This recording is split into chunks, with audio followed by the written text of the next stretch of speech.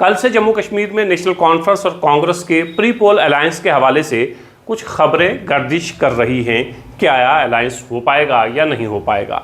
ताज़ा तरीन उमर अब्दुल्ला का इंटरव्यू जो एबीपी न्यूज़ को दिया गया है, उमर अब्दुल्ला ने उस इंटरव्यू में क्या कहा। जब अलायंस के हवाले से पूछा गया तो उमर अब्दुल्ला ने कहा कि ये कोई नया अलायंस नहीं है।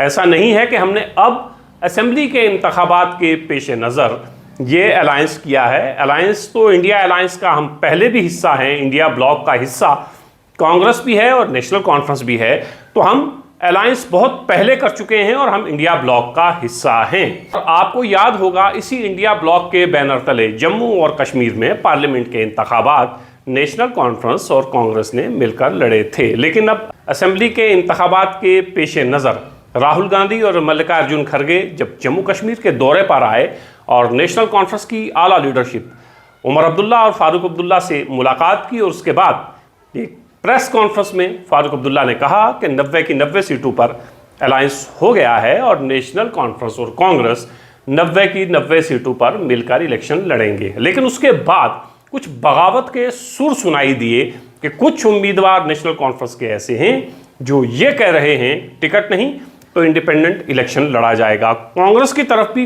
कुछ उम्मीदवार ऐसे हैं जो कहते हैं कि हमने इतने साल मेहनत की है, तो फिर अगर ये सीट नेशनल कॉन्फ्रेंस के खाते में जाती है तो फिर हमारी मेहनत रायगां जाएगी। कुछ सीटों पर अभी तक ये तय नहीं हो पाया है कि वहाँ पर नेशनल कॉन्फ्रेंस या कांग्रेस अपने उम्मीदवार खड़े करेगी। तो उमर अब्दुल्ला ने अपने इस इंटरव्यू में ये साफ किया, हमारी बात कांग्रेस की लीडरशिप से चल रही है। इस इंटरव्यू से पहले भी मैंने कांग्रेस की लीडरशिप से बात की है।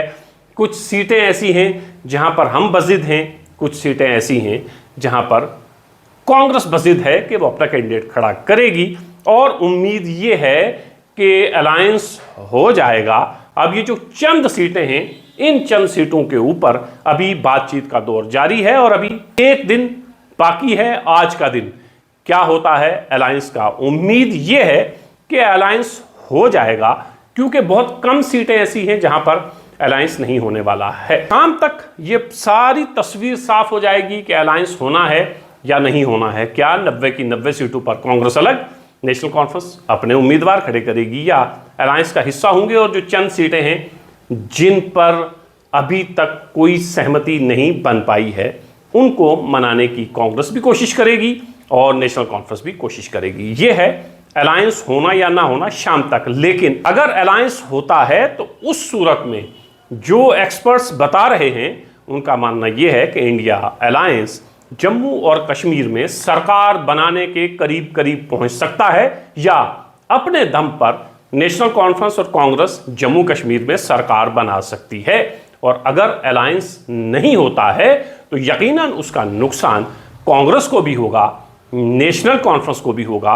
बस चंद सीटें हैं, बहुत कम लोग हैं जिनको मनाने की ज़रूरत है। अब देखना यह है कांग्रेस की आला क़यादत और नेशनल कॉन्फ्रेंस की आला क़यादत अपने उन चंद रूठे हुए साथियों को मनाने में कामयाब होती है या कांग्रेस हाई कमान और नेशनल कॉन्फ्रेंस आला क़यादत घुटने टेक देती है उन चंद लोगों के सामने जो ये कहते हैं कि अलायंस नहीं, हम इलेक्शन लड़ेंगे। और फ्रेंडली इलेक्शन भी लड़ने की बात हो रही है।